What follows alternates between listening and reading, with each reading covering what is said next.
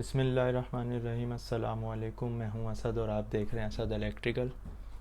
जैसा कि last video में हमने मैग्नेट पे गुफ्तगू की थी, तो इलेक्ट्रोमैग्नेट पे जाने से पहले एक चीज़ हमारे लिए और समझना ज़रूरी है, वो है राइट हैंड थंब रूल, यानी सीधे हाथ के अंगूठे का कानून।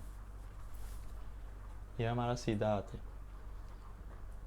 अगर हम बाकी उंगलियां फोल्ड कर लें और थंब अपना ऐसे रखें, जैसा कि आप देख रहे हैं, ये हमने यहाँ पर एक वायर दिखाया है जो कि दोनों तरफ से हमने इंसुलेशन रिमूव की हुई है। पहले हम वायर पर गुफ्तगू कर लेते हैं। ये एक वायर का पीस है हमारे पास। तो वायर दो चीज़ों का मजमुआ होता है, एक इंसुलेटर, एक कंडक्टर। कंडक्टर यानी किसी भी मेटल से बना हुआ, कॉपर, एल्युमिनियम, आयरन, सिल्वर। और इंसुलेटर जैसा कि रबर, प्लास्टिक, किसी भी अच्छे इंसुलेटर से बना हुआ। चूँकि हमें यहाँ फ्लेक्सिबल चाहिए होता है वायर के लिए, तो हम यहाँ रबर का इस्तेमाल करते हैं जो कि एक अच्छा इंसुलेटर है। और यहाँ पर हम कॉपर का इस्तेमाल इसलिए करते हैं चूँकि कॉपर एक अच्छा कंडक्टर है इलेक्ट्रिसिटी के लिए। वैसे तो सबसे अच्छा सिल्वर है यानी चांदी है, लेकिन वो कॉस्टली होने की वजह से पूरी दुनिया में कॉपर और एल्युमिनियम का यूज़ किया जाता है। इंसुलेटर में वायर के लिए रबर का यूज़ किया जाता है।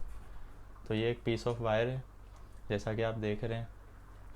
लेट सपोज हमने जो ईएमएफ यानी वोल्टेज की सोर्स अप्लाई की है वो इस साइड से है, तो करंट की जो डायरेक्शन होगी वायर में वो इस साइड पर होगी, एरो की तरफ। तो जब किसी भी वायर में से करंट फ्लो होता है तो उसके गिर्द एक मैग्नेटिक फील्ड बनती है, चाहे वो डीसी हो करंट या एसी नेचर का हो, उसके गिर्द एक मैग्नेटिक फील्ड बनेगी। उस मैग्नेटिक फील्ड की जो डायरेक्शन है वो हम सीधे हाथ से उसका अंदाज़ा करते हैं। जब हम अपनी उंगलियां फोल्ड कर लेंगे और अंगूठा ऐसे रखेंगे, तो ये अंगूठा हमारा जो थंब है, राइट हैंड का जो थंब है, ये हमारी करंट की डायरेक्शन को बता रहा है। जैसा कि ऊपर हमने बताया हुआ है, करंट यहाँ से यहाँ तक फ्लो हो रहा है यानी इस डायरेक्शन में।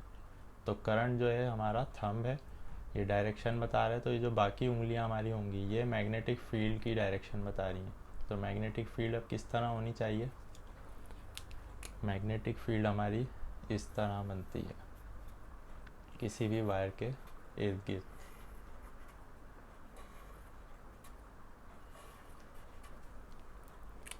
यानी करंट अगर इस डायरेक्शन में फ्लो होगा तो मैग्नेटिक फील्ड इस तरह बनेगी जिस तरह हमारी उंगलियां फोल्ड हुई हैं। अब यही हाथ अगर हम ऐसे कर लेते हैं तो करंट की डायरेक्शन लेफ़्ट टू राइट हो जाएगी। तो ये जो उंगलियां हैं ये हमारी अब ऐसे आ गई हैं, तो मैग्नेटिक फील्ड की डायरेक्शन इस तरफ आने लगेगी, यानी कि यूँ।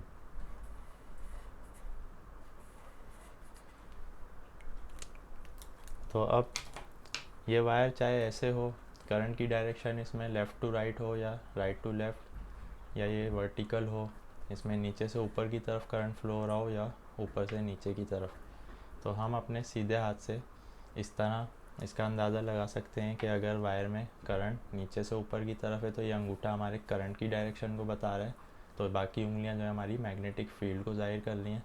किसी भी वायर के गिर्द मैग्नेटिक फील्ड इस तरह राउंड में बनती हुई चलती है, चाहे उस पर कोई इंसुलेशन ही क्यों ना हो उस कंडक्टर के ऊपर, फिर भी ये मैग्नेटिक फील्ड हमारे इर्द गिर्द जो करंट फ्लो होता है उसके इर्द गिर्द मैग्नेटिक फील्ड बनती है, जिसको हम राइट हैंड थंब रूल के ज़रिए उसकी डायरेक्शन का पता लगाते हैं।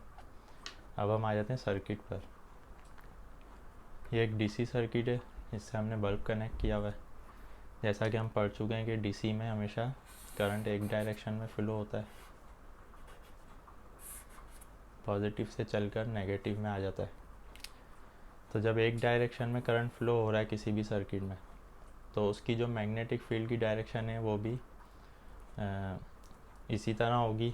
अगर करंट यहाँ से यहाँ फ्लो हो रहा है तो मैग्नेटिक फील्ड इस तरह बन रही है, फिर करंट इस तरह फ्लो हो रहा है तो इस तरह बन रही है, लेकिन उसमें कोई चेंजिंग नहीं आ रही। जैसा कि हम पढ़ चुके, अल्टरनेटिंग करंट अपनी डायरेक्शन चेंज कर रहा होता है और बहुत तेज़ी के साथ कर रहा होता है। यानी पाकिस्तान में 50 हर्ट्ज़ फ्रीक्वेंसी है, जो कि हम फ्रीक्वेंसी में समझ चुके हैं। जैसा कि हमने पढ़ा था कि 50 साइकिल्स पर सेकंड हमारे अल्टरनेटिंग करंट में बन रहे होते हैं। तो अगर 50 साइकिल्स पर सेकंड बन रहे हैं तो एक साइकिल में हाफ पॉजिटिव और हाफ नेगेटिव है, तो जब पॉजिटिव हाफ साइकिल होता है तो करंट हमारा फेज़ टू न्यूट्रल फ्लो होता है, और जब नेगेटिव हाफ साइकिल होता है तो करंट हमारा न्यूट्रल टू फेज़ फ्लो होता है।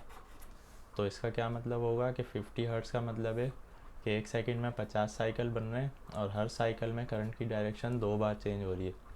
तो करंट 1 सेकंड में 100 बार अपनी डायरेक्शन चेंज कर रहा है।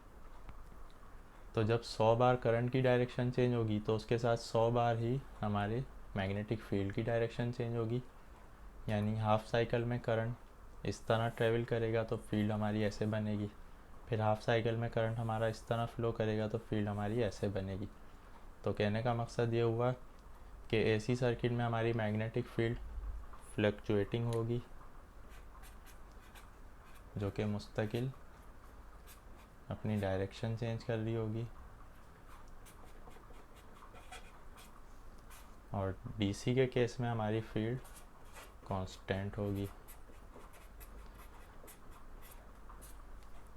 तो ये बात अगर क्लियर है, दोबारा इसको रिपीट कर लेते हैं कि राइट हैंड थंब रूल से हम ये अंदाज़ा लगाते हैं कि किसी भी कंडक्टर में, किसी भी वायर में जो करंट फ्लो हो रहा है वो हमारा थंब जो है ये उस करंट की डायरेक्शन को जाहिर कर रहा होता है, और ये जो बाकी फिंगर्स हैं ये उस वायर के गिर्द बनने वाली मैग्नेटिक फील्ड को, चाहे तो वो इस तरफ फ्लो हो रहा हो या दूसरी तरफ, या नीचे से ऊपर या ऊपर से नीचे।